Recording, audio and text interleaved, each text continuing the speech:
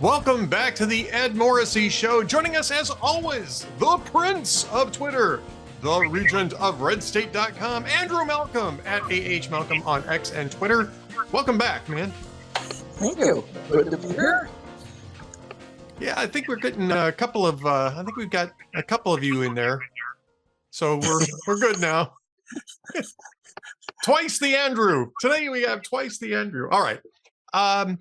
Well, we got a lot of things we can talk about. You've written about Gavin Newsom. We should really talk about Gavin Newsom's recent appearances here. We got the State of the Union address tomorrow, or as we're recording this, it'll be, this will go up as a preview, basically, the State of the Union address, and whatever's going on with Iran and anything else that's on your mind. I mean, you've got a couple of really great VIP articles up there. Why are the media already creating so many 2028 presidential candidates? Because they need to sell. They need clicks. That was easy. No, I'm just kidding. So let's start there, because we can go from there into Gavin Newsom, then we can talk about the State of the Union address. Why do you think the media are creating so many 2028 presidential candidates? Well, it's business. There's I'm hearing an echo. There's a little bit of an echo. We'll just work through it. Okay. All right. First of all, it's a business. They get paid only by the number of people click. So they want as many people as possible clicking, and what can get more clicks than Donald Trump and the people that might replace him. So I thought it would be interesting to see who the media, at least, are ginning up. They don't have to be a practical candidate. It's just to pick up to get clicks. So naturally, they ginned up Alexandria Ocasio-Cortez, and it was just beautiful, the choreography of people that want to be mentioned. She went to Munich. Yeah, I put this in the column. This is just part of it. Well, yeah. She went to Munich for some reason, and she said, well, the New York Times called her up. The New York Times, of course, loves her because clicks, and she's local. So they interviewed or a guy who loves her interviewed her and said she was one of the best communicators in Congress. So she was complaining to him that she went there to talk about the class warfare and the need for equality and equivalency and, the usual democratic socialist stuff. But a reporter, she claimed, came up to her and said, "Is Germany the new New Hampshire?"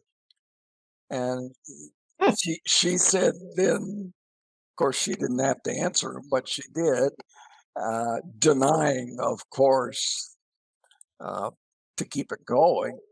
No, not me. And so she complained that her main message was overshadowed by all this frantic media talk. And of course, she knew that by complaining, her name and potential president candidate would be mentioned. So it's one of these self-fulfilling things. It's fun to watch. It has no, I don't think it's going to affect the nomination process for the screwed up Democratic. First of all, she's too short to be president. Well, there is that, yes. Seriously, if you go back recently, Jimmy Carter was the shortest one. The average of all the presidents is 5'11". Lincoln was the tallest at 6'4". Washington was close, and so was Trump. And she would be the shortest at 5'4". Of course, this is also Marco Rubio's, but he's 5'7", but he's smart. And that's what I said about AOC. I said, well, besides the height, then there's intelligence to consider. So Yeah, anyway, I had some or lack fun thereof. with looking at who they're throwing up. Gavin Newsom, of course, is one. J.B. Pritzker in Illinois, although that's a problem for him with all the high taxing. And looks like the Bears might be moving to Indiana. the Indiana, To the Hammond, Hammond, right? To Hammond, the Indiana. Yeah. Hammond, Indiana Bears. Of course, remember at the very beginning of the NFL, they were the Decatur Staleys. So, so, so why not change it? The Los Angeles Rams moved all the time. They've been Well, the they were most originally the Cleveland identity. Rams. They were originally the Cleveland That's Rams, then they were that's LA right. Rams, St. Louis And Rams, and then the Cleveland Rams left Cleveland, which opened the door for the Cleveland Browns in another league to join the NFL and win the championship in their first season. But then, of course, the Rams were in LA. And the first season, the Browns beat the Rams for the NFL championship. And then, of course, they went to St. Louis and then back to LA. yep. So I don't know where they're going next. You know, what's interesting about the Chicago thing, though, is that normally these teams are threatening to leave over getting financing for the stadiums themselves. The Chicago Bears are going to spend their own money on a new stadium. They just want concessions on the land, sort of like what Stan Kroenke got to bring the Rams back, although he also got public financing for the stadium as well. They want concessions, like a 40-year freeze on valuations for tax purposes for the new stadium, because they're going to put, other businesses in there. They're going to build a business park. They want to build a retail area. It's going to make a lot of money for the owners, but also for the city as well, because they'll collect business taxes on all of this economic activity. And Chicago and the Illinois legislature can't even get a meeting together to discuss this thing. They had a meeting in the state legislature and they had to cancel it because they weren't ready to hold the meeting. And the whole thing sort of. Well, the Bears, well, first of all, NFL teams, they're all, Cleveland is moving out to the suburbs. They just built a new stadium a couple decades ago. So, but the idea now is to do what LA did with Staples Center, and that is you make the stadium the hub of a whole entertainment and commercial operation, which gets you everyday revenue, not just game. So the Bears, I think, are using Indiana. They already own a huge tract, I think 300 acres in Arlington Heights, which would be much more convenient for genuine Bears fans. They have to work out that tax stuff and all that. But these franchises began as well. They were because rich guys or semi-rich guys, but they've become toys of billionaires and simply investment tools. The Cleveland team is owned by a Tennessee billionaire. Pittsburgh is local. The Green Bay is local. Green Bay's municipally owned. It's the only municipally owned sports franchise. Yeah. Yeah. And the smallest media market too. Anyway, they become toys, so they're not the emotional hub or link that they are for the local fans, and therefore it's not. I guess it would help the valuation if they were successful athletically, but it doesn't seem to matter as much as getting concessions and selling shirts and hats. And, you have to get seats, you have to buy a license Yeah, the seat licensing thing. What a to joke. buy a seat. So Yes. yeah, What a racket that so is. That's a racket. Come on, that's a racket. there's an entrance fee to the grocery store you have to pay in order to buy lemons. It's just how much money do they need? It's a great question. It's a great question. And I think they're sort of killing the golden goose here, which is, the average fan being able to show up and enjoy a game. I mean, yeah. I mean, who don't have that. Who can afford? Plus the fact, I mean, I don't want to tip them off or anything, but it's much more fun to watch the game in comfort in your own home with all the different camera angle instead of having to adjust your binoculars looking at the field. Yeah, I wonder if that's not the reason though that they're building the whole complex thing. There is that you go down there and you can do other things than watch the game, but yeah, I mean that's sort of baseball's a little bit better priced, hockey's a little bit better priced for the fan. Basketball in the NFL, they're pricing the working class fan out of the stadiums these days, and that's a huge issue. But to get back to presidential candidates, I mean, AOC has always been sort of a joke in these things, but Gavin Newsom, he's probably a front runner at least for 2028. He's out on tour. He's promoting a book that comes out tomorrow called Young Man in a Hurry, which he claims to have written, but no, he told an audience this weekend, oh, I can't read. Now he's dyslexic, which I think, we have to throw this in here as an acknowledgement, but that's not really what he was saying in this appearance. He was talking about, oh, well, don't think I'm better than you. I only got a 960 SAT and I don't even read speeches because I really can't read speeches, and buy my book. But buy my book, please. Well, writing a book is the giveaway for wanting to be seen as a candidate. Kamala Harris wrote a book. I think she's dead in the water as far as any political office, but she wants the talk to continue, keep her speaking rates up. Yeah, exactly. Until she drops out, like she did in California governor's race. It's entertaining to watch.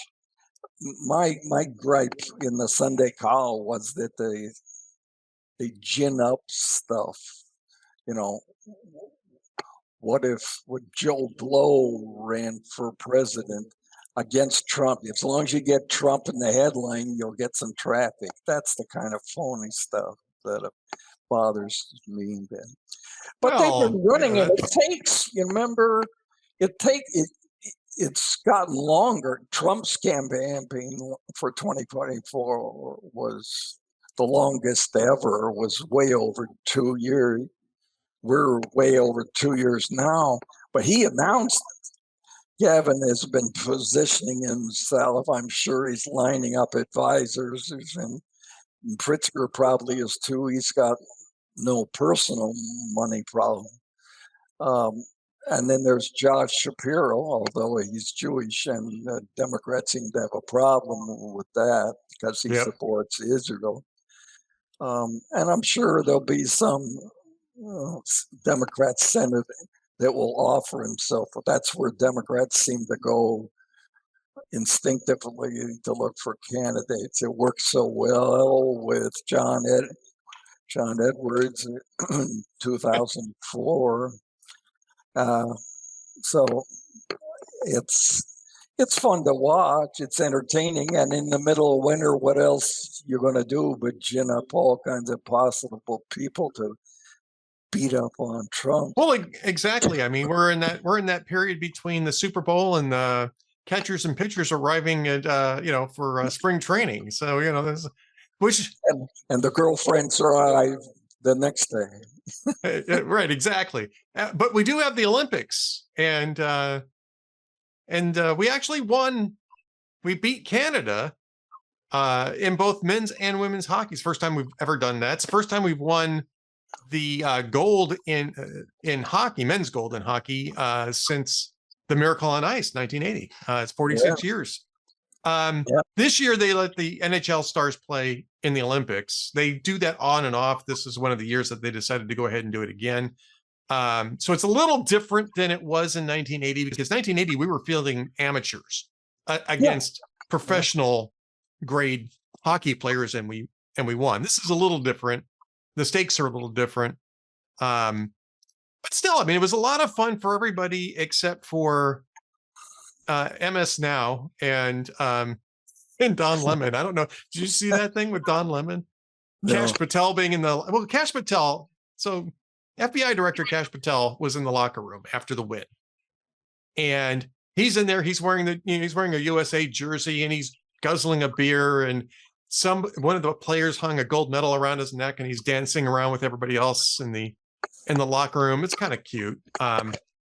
Nobody really cared about this until Carol Leonnig, who used to be at the Washington Post, wrote a tweet about it with a clip of him being in there saying that we are monitoring the situation, and we'll have more soon. And it's like, monitoring what situation? Yeah. Kash Patel was there because the FBI helps provide counterterrorism and intelligence to protect the athletes and the attendees. Estimated 250,000 Americans were in Milan for the Olympics, right? So the FBI is a big part of that. And it had always been planned that Kash Patel was going to be there. So basically the guy got a chance to go to one of the events after work one day. I am not seeing a huge scandal here. I've been on business travel, and I've gone to see a show. I was in Vegas once for a business trip, and I went to a show afterwards, and it was even a clean show. Not easy to find. It was actually Penn and Teller's show. That was great. It was awesome. I had a great time. I didn't see Blue Man Group, but I did see Penn and Teller when I was there. And it was on a business trip. I'm thinking to myself, so what again is the issue here? What's the problem? Well, it was interesting this time, of course, because they won, the American team, it's got a lot of love now. But even though they're professionals, they shunned the Four-Seas to stay in the Olympic Village with all the other athletes. And they said that the winning and all the medal chatter got them pumped up. So it was neat, to stay in a dorm instead of the Four Seasons, which I love the Four Seasons. Yeah, I mean, sure, I would make that choice, especially after hearing about some of the maybe not at this Olympics. We haven't heard too much about it at this Olympics, but in previous Olympics, we've heard not great Yelp reviews, I guess you can say, of the of the athlete village accommodations. And I think I might have opted myself. I probably would have opted for the Four Seasons if it was an option for me. But yeah, well, go ahead. Hockey is a different culture, and these guys have all come up from the junior league, which is real hard scrabble, traveling on the bus in the middle of the night, and working class stuff. And I've always thought that kept them more in touch or connection with fans. They're not separated by bodyguards, and they just seem to be more regular people. You see them when they come out of the locker room chatting with kids wearing their jersey and all that. They're not so separate as the other pros. So I wasn't too surprised to me that they chose to do that. It's kind of nice. It takes them back to the days when they weren't millionaires. I was talking to somebody about that too, which was that, after some of the skiing events and a couple of the other individual events, you had, with some notable exceptions, you had some of these athletes going political, right? And talking about, a couple of them said that they're, didn't like what was happening in America. They're representing the country, but doesn't mean that they support everything America does, et cetera, which is fine, but there's really no need for that type of dialogue. I mean, you're there as a representative of your country, and this is a media problem more than it's an athlete problem. I'll emphasize this. The media shouldn't even be asking these questions. These people are not running for office.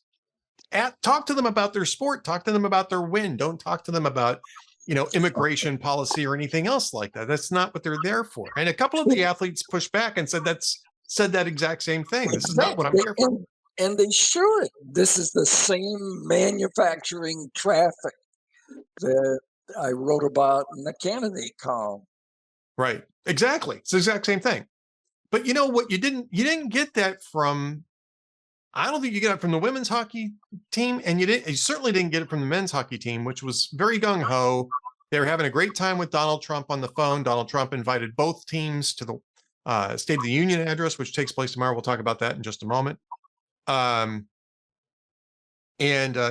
joking around about the goal. He was joking around with the team. They were having a great time. Kash Patel was in there. When he invited him, he says, Kash will make the arrangements. We'll send you a military plane. You'll love flying on a military plane. You never have to worry about the airports or the weather with military planes. We'll get you right there. And Kash is like, yeah, I'm all over it, boss. I'm all over it, which is, it's cute. It's fun. And that's what it's supposed to be. It's supposed to be fun. It's supposed to be an escape. And I think it's because it's a team sport. And I think it's because it's a team sport that people understand it's not about the one person. It's about the whole thing. And I think that there's just more room in that paradigm to avoid the nonsense messaging type of stuff that would otherwise come up. And I'm curious as to whether or not you see the same sort of dynamic, or if I'm all wet. No, it is. It is true. You saw I forget his name, Jack, who was the hero. Jack Hughes. Yeah. Jack, his brother was there. The Chuck brothers were there. It's the same kind of regular guy. And Jack Hughes was very eloquent about, we're here for a country, we love our country. And that's special. That hits the heartstrings for America. It's what Canadians do when they win. They think they own the sport, and this time they didn't. So it'll be a great identity crisis for a while. And just for the Americans who are triumphalist about this, took Canada down a peg. Let's remember how we felt when we lost basketball golds, and not just in 1972 when it was stolen, but couple other times when America didn't end up getting the gold in basketball, and have a little compassion for our Canadian cousins who are definitely struggling a tiny bit with the idea of losing to the Americans in hockey. And I wrote about this today. I was joking around because our friend John Andrasik, right? Yeah. Huge hockey fan. I mean, he named his act 5 for Fighting because you get 5 minutes for fighting. That's the reason why 5 for Fighting is called 5 for Fighting. That's what he wanted to use for his brand, for his music. It's a hockey penalty. So he's really into it, right? So I made sure that when I was writing about this today, was that, CBS. The nice thing about this is that other than MS Now, or M Snow, as I call it, and HuffPost, most of the media were really they got into the whole, go USA aspect of winning the gold. I couldn't find anything other than those, and Don Lemon, who were, sourpusses about this. But CBS News, they did this whole thing and saying, talking about Canada, being the birthplace of hockey, and that's the reason why they're struggling with this. And I said, I actually have to, I have that nit to pick with CBS News because hockey didn't get invented until Wayne Gretzky came to Los Angeles and married Janet Jones. Prior to that, it was called ice soccer. And ice soccer. I sent it over to John and sent me a LOL message back. ice soccer. It was ice soccer before Gretzky married Janet Jones. Anyway, but I mean, I was actually kind of happy with the way the media covered it. They were straightforward. They were, oh, this is great for America. And I love the hack. Those drones following the bobsled. That was kind of cool. Yeah. Oh, there's been some really interesting, novelties in coverage here. And I haven't really watched much of the Olympics. I haven't watched any of the Olympics, but I follow it, in the news. And so it was just nice that there was just straightforward coverage, and America's happy about that. And this is great. Not America's happy about this, even though they are a racist nation on stolen land and are still unrepentant. That sort of coverage, thankfully, was mostly missing, except, over at HuffPost and a couple of those places. Anyway, we got to talk about the State of the Union address. We have a few minutes left. That's coming up. It'll be tonight as this thing gets published, but on Tuesday night, 9 p.m. Eastern time, we're going to be doing live blogs at all the sites, including here at Hot Air. What do you think? I should add, can I just add, the C-SPAN will have totally uninterrupted, no commentary, no nothing but the straight State of the Union if you want it unfiltered. Yeah, well, that's great. I don't have C-SPAN, so I'm gonna have to live with it, probably on Fox. How can you not have C-SPAN? That's I don't have cable. I don't have cable. I cut the cable, so I'm just getting streaming services, and the package I got, the streaming package I got, doesn't include C-SPAN. So yeah, that's fine. I think that's un-American. Well, anyway, you can go to c-span.org minutes afterwards and see the tape that everything is archived from 1986. Yeah, it's a great service. It's a great website, great service. Absolutely. From a journalistic point, if you're signed for free membership, you can make your own video clips with your own select. There's transcripts, and you want what did Hillary Clinton say about health care in June of 1994, all that stuff. So yeah, maybe that's too long. Very valuable service. I mean, I don't think that there's going to be a whole lot here that's going to be a surprise in tomorrow night's State of the Union address. It'll be interesting how he handles the Supreme Court tariff decision, because the justices, if they show up, will be sitting right in front of him, right below in front of him. Well, I got to say that, yeah, I mean, the tariff decision, he's clearly unhappy about the tariff decision, and I get that, but he was also clearly wrong on that. And I know people don't like to hear that, but that was a loser argument. It was never going to win. They were never going to carry the day on that. And it got as far as it got, mostly on chutzpah. And I did not expect anything else other than that. In fact, I think they kind of took it easy on him because they didn't actually mandate how to unwind it. They're leaving it up to him and Congress to figure out how to do that, which gives him some more flexibility. It also gives him more time. And so he can still use that to leverage more trade agreements in the meantime. But yeah, that if anybody was expecting a different decision, it's only because you weren't paying attention. That was doomed, my fellow conservatives, from almost the word go. All right. Yeah, that's one thing to watch for, though. You're absolutely right. That's one thing to watch for. Is he going to pull a Barack Obama, right? Remember, we got all over Barack Obama because he went after the justices from the dais on Citizens United. And Alito said something. Yeah. And people got really bent out of shape about that. We'll see. Hopefully he's worked out the angst on that. Not hopeful about that, but hopefully he's worked out the angst on that. This is, we haven't done anything with Iran yet, which tells me that we're not ready to do anything before the State of the Union address. I think whatever happens now is going to come after the State of the Union address. What are your expectations? My expectations of these things is never high because I don't like them in the first place. I agree with you, never high.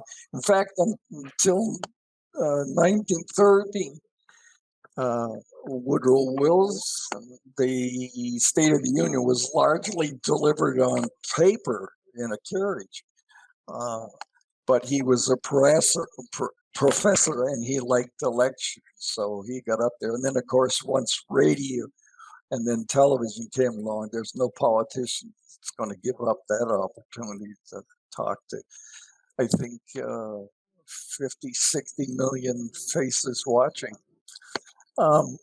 So it tends to be hailing all the good things the president has done in the last year and all the exciting things he wants to do in the next year, very few of which ever get accomplished. Yeah, it's basically a campaign speech.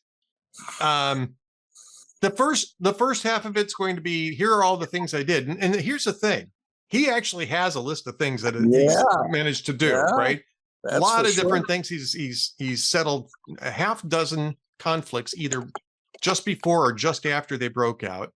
We're still waiting on Gaza to see if that's actually a plus or not yet. But I mean, he can at least claim the fact that he was able to stop the fighting for a bit there. So he's got that to brag about. He's got other things to brag about. He's not going to get any cheers from Democrats about his work on the border, but he's shut down illegal immigration, border crossing altogether. That is a massive win for him. It's what he was elected to. It's what he was elected to do. And so, I think that there's going to be things that we're going to see out of this that he's going to be able to say, hey, look, here's all the great stuff I've done. What do you think he's going to emphasize in the what's to come part of his speech?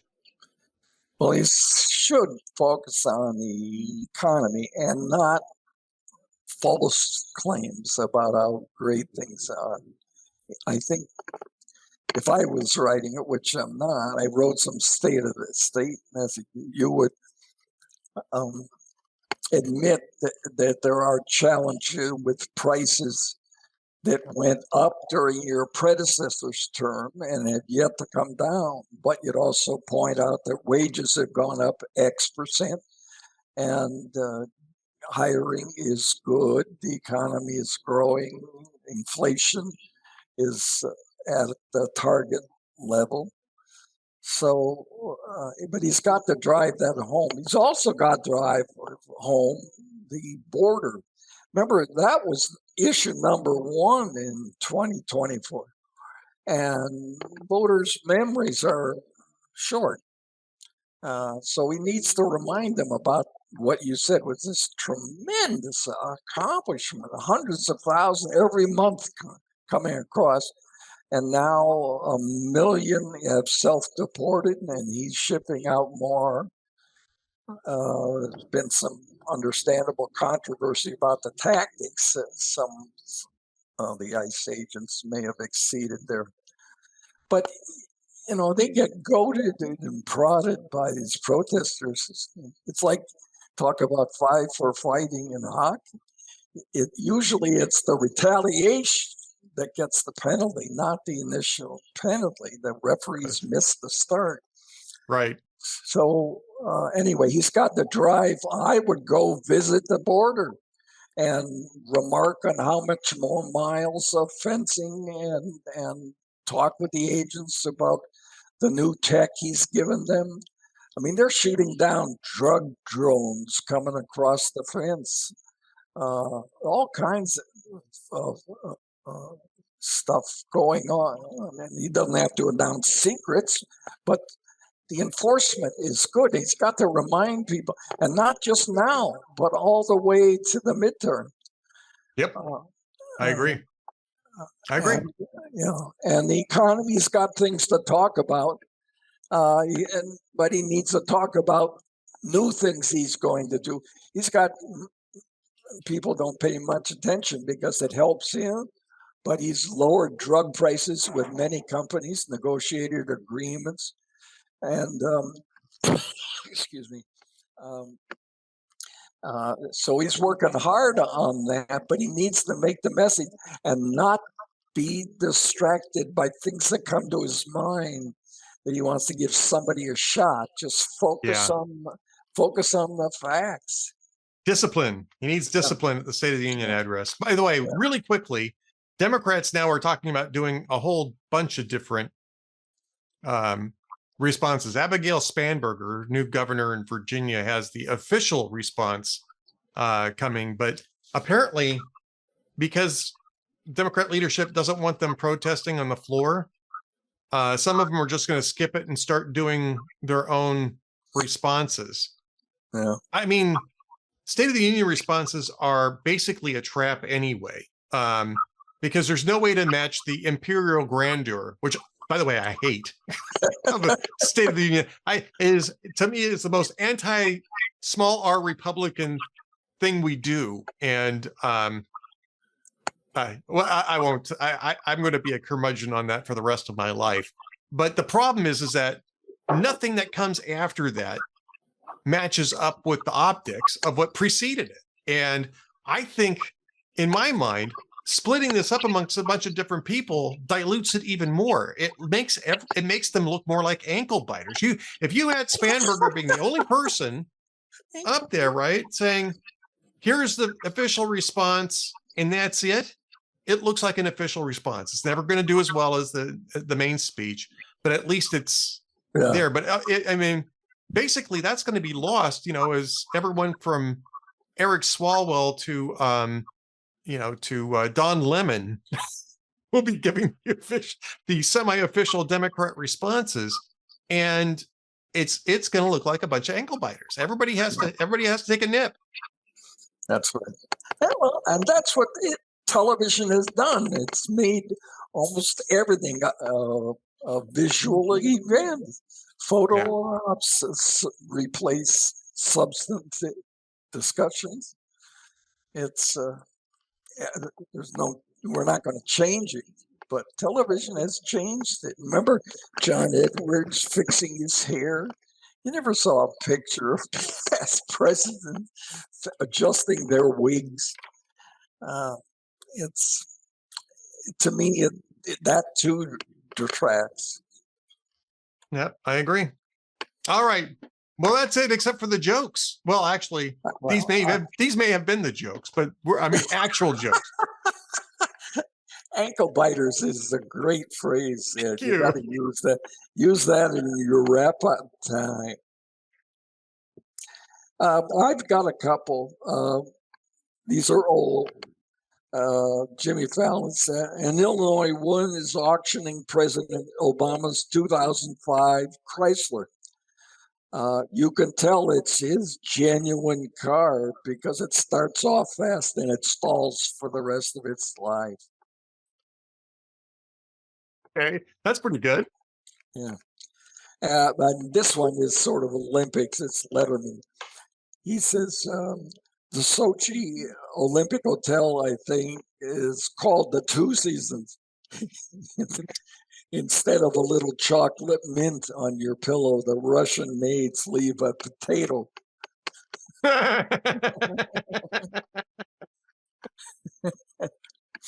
All right. Well, I got a couple for you here. Police officer pulls over this guy who's been weaving around on the road, and he says, he goes up to the guy's window and says, I need you to blow into a breathalyzer for me. And the man says, sorry, I can't do that. I'm an asthmatic. If I do that, I'll have a really bad asthma attack. And police officer says, fine, when you just come down to the station, you can give us a blood sample. And the man says, no, look, I'm a hemophiliac. If I do that, I'll bleed to death. And then police officer says, well, then you can give us a urine sample. He says, well, I'm a diabetic, and if I do that, I'll get really low blood sugar. And then he says, well, all right, step out of your car and walk on this little white line. He says, I can't do that, officer. And the officer says, why not? And he says, because I'm drunk. All right, one more. Let me find this one because this was pretty good. All right. So this man's unable to attend the funeral of a beloved uncle. And so he calls up his blonde brother and says, look, you're going to be at Uncle Charlie's funeral, right? And the brother says, yeah. And he says, well, look, do something really nice for Uncle Charlie and send me the bill. And the blonde brother says, no problem. So later he gets a bill for $200. And the guy says, well, okay, must have been something nice. So he pays the bill. Well, then he gets another bill for $200. And he's like, well, I'm not necessarily sure, what's going on, but I'll pay this one. Well, then he gets a third bill for $200 and he starts thinking, what is going on? So he calls up his brother and says, what's with the bill? And he says, well, you told me to do something nice for Uncle Charlie at the funeral, right? And he says, yeah. He says, well, I rented him a tuxedo.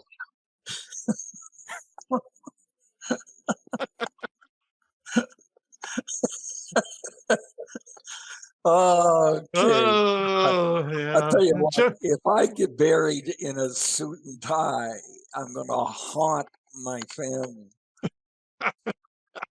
Yeah, I've had that discussion with friends too, where they've said, and I've threatened them at times. I said, you keep talking like that to me, and I'm gonna make sure they bury you in a suit and tie. And it's like, don't you dare! Don't you dare!